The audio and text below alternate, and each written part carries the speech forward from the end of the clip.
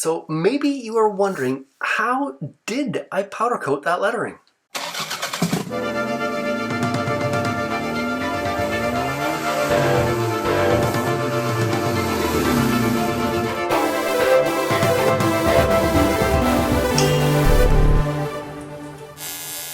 So it's late, but I don't feel like sleeping. I've got to get some more work done, and I'll show you what I'm up to. Okay, maybe let's backtrack a bit further first. After disassembling everything off the underside of the valve cover, I spent a good part of the day sandblasting. We have to get everything down to clean, bare aluminum. The sandblasting was some tough going. There were several layers of paint over the years, baked hard by engine bay heat, but it all came clean eventually.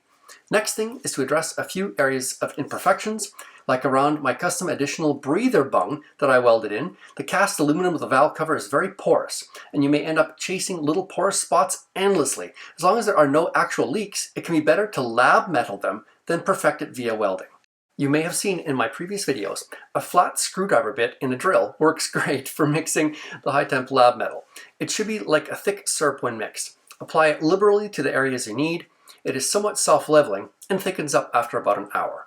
It needs to fully room temperature cure for 24 hours, then get baked at 425 degrees Fahrenheit for an hour, then sanded with increasingly finer sandpaper. There we go, all filled in and smooth. Next, I had to make some more color decisions. From the successful results using pearlized violet for our white color, like on the 4-inch cold air intake tube, we are going to be consistent, and the valve cover is also going to be that mysterious magical color, pearlized violet. It was a no-brainer. The moonlight teal on the catch can and lug nuts also proved to be excellent, and it's going to be the color of the Toyota lettering on the valve cover, which should contrast nicely against the white. And then the final stage of the powder coating will be a clear to give it a deep gloss. Okay, so this is what I am up to tonight. The moonlight teal is a top coat intended to go over a shiny silver, chrome, polished steel, or aluminum color. So I'm going to use a fine Dremel flap disc bit in a drill to polish the surface of the letters. I find that the slow speed of the drill is more predictable and doesn't catch the way that the high-speed Dremel can. Otherwise, it can mark up our valve cover. The cast surface is naturally slightly dimply if we examine it closely enough, so we don't want to create random smooth sections which might stand out. I don't know about you guys, but an Oh Yoda would just not be the same feeling. And there are our letters polished up. Now may not be a bad time to mask the underside of the valve cover with ordinary masking tape, which we will remove before any baking. This prevents any powder from attracting to the underside, which we want to keep as clean as possible since oil can work loose overspray. Next, everything has to be wiped down with denatured alcohol, including the work surface and your hands if you aren't wearing gloves. Let the alcohol evaporate, then remove everything flammable from your work area and do some quick passes with a propane torch to burn off any mist, lint, or lingering alcohol. If you use masking tape underneath, keep the torch away from that, obviously. Then it's time to mask the general area of the letters.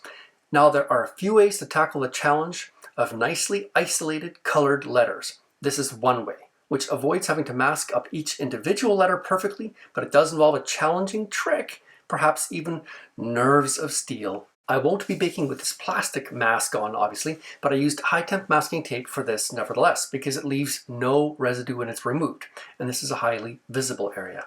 I'm checking for ground continuity between my stand and the valve cover. This is important to help the powder get attracted to the item when it leaves the gun. This should be one of the shortest powder coating sessions in history.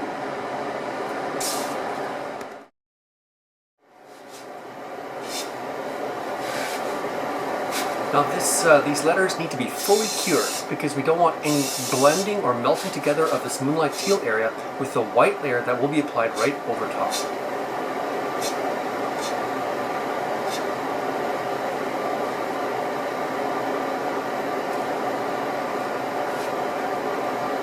The trick is always knowing when to stop.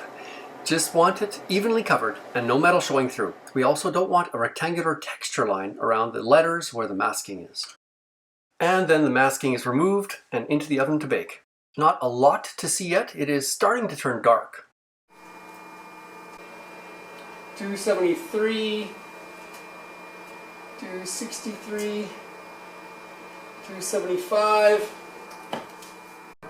I know it's a little hard to see, but you can begin to see that it's glossing. That happens at around 270 or so. 311, 321, 304. Oven's up the temperature. Let's check to see what the parts are at. I get 334, 340. And there we have it, fresh out of the oven. You can see the letters are a bit shinier and smoother than the cast surface of the manifold. What we are going for is when we cover everything with pearlized violet, white, we go thick enough to completely hide the masking lines and color difference between the teal and the bare aluminum. If need be, we can sand the visible edges of the masked off area to remove any texture line. And then I'll show you my lettering trick. So I'm going to use one bolt. I put a spacer on the top of it so that it'll trap going through the hole. It's where one of the valve cover bolts goes through, like that. Then I can bolt it down onto my base where it'll get powder coated. Masked underneath, the prep work is the least amount of fun and the most important. Anything you touch with bare hands must be alcoholed again, systematically. Get rid of the flammable things nearby. The torch gets rid of any tiny fibers and pockets of alcohol. Using that one long bolt, the cover gets bolted onto my handy rotating flywheel stand, the same one we used earlier for the lug nuts, with a nut underneath. And this conducts right through the bearing so that we can clamp our ground clamp onto the non-moving base of the stand and freely spin the item while spraying. This allows for even powder distribution and makes it easy to see the powder thickness from the same exact lighting angle. The reason I have it sitting on these bolts is so that the cover edges aren't disturbed. Air can pass underneath, and due to limited contact, the heavy metal stand won't suck heat out of the cover, as it will be slower to heat up and actually create some temperature differences in the valve cover that don't need to be there. Basically, the cover will heat up sooner and more evenly. If you're wondering if or why the valve cover looks modified in that shiny area above the cylinder number 2 exhaust valve, and actually also at the cylinder number 3 exhaust valve as well, it is modified, ground down and re-welded to buy a bit more room for the exhaust manifold, especially if I want to wrap it and allow for expansion under some extreme heat. Okay, let's give the valve cover a go.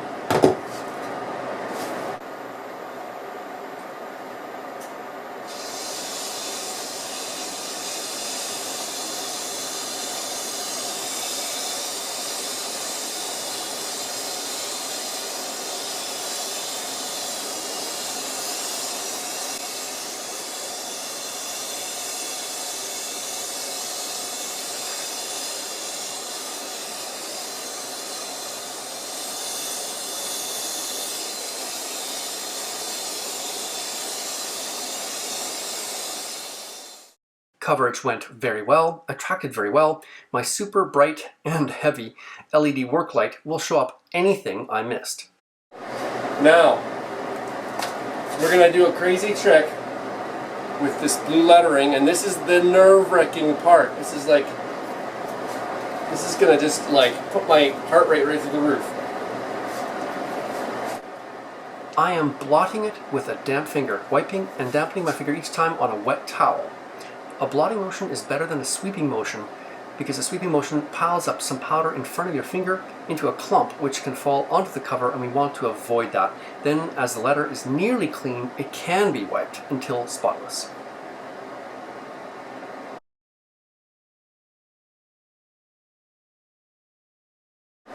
Jobs like this one are my nemesis because you have to know when to stop the fiddling. I'm not good at that. Fiddling, clearly, since we just started letter number 2. There's quite a bit on the line here, so I'm a bit excited and can't screw this up. I'm holding my breath. That's what's happening here. So far, so good. Don't jinx it. 1 letter to go. You sure you don't like the eeling of Oyota? Last chance. Okay, so 2 things just happened. Luckily, neither of them were bad. I finished up the lettering, but the camera ran out of battery power, and at the same time the oven beeped. I had to go and pull the grill out of the oven. So, all good. Here, let me show you how this ended up.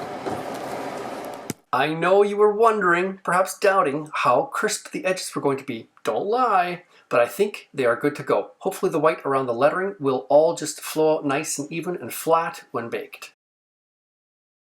I call that a win, at least for my skill level. Into the oven we go.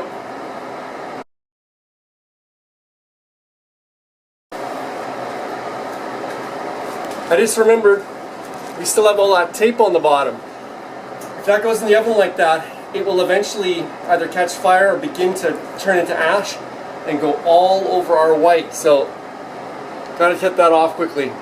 Here, come with me.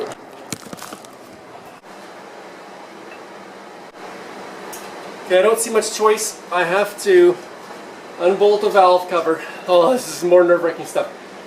Hang on to it from below while pulling off all the tape, and then putting it back on, and all of this without touching it on the outside of the powder.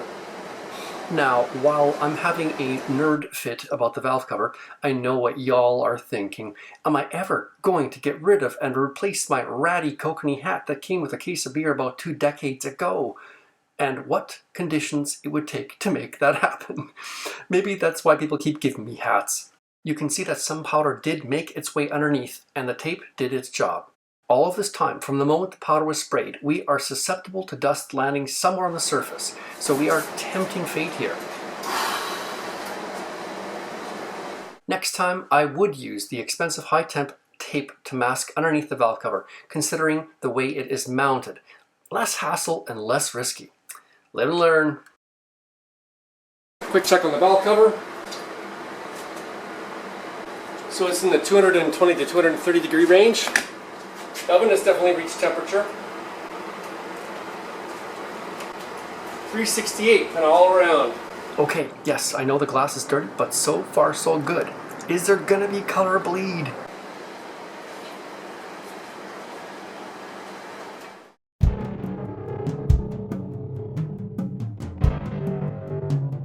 Here are the results. The lettering turned out nice and crisp. The pearlized violet is doing its thing, giving us those hints of purple and green. That is no camera trick or trick of the lighting.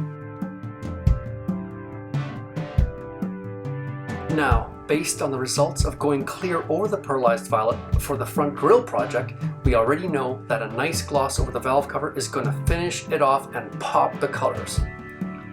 So, we repeat our previous prep process, make sure it's all clean, and coat our clear.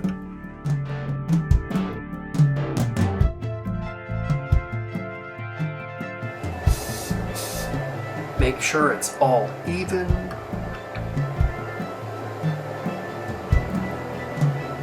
If you remember some hilarious moments from coating the intake tube, the clear goes on looking almost like a white.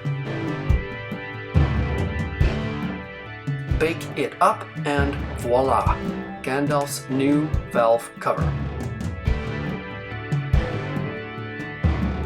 I'm really happy with that.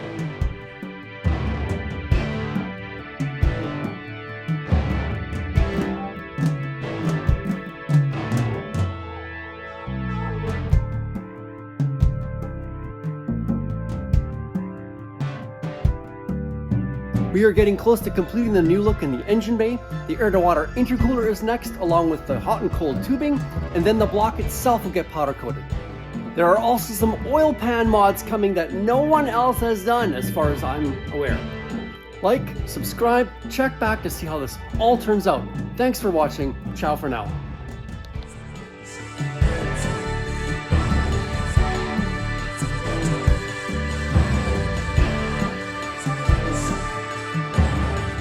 Yeah, it's super boring.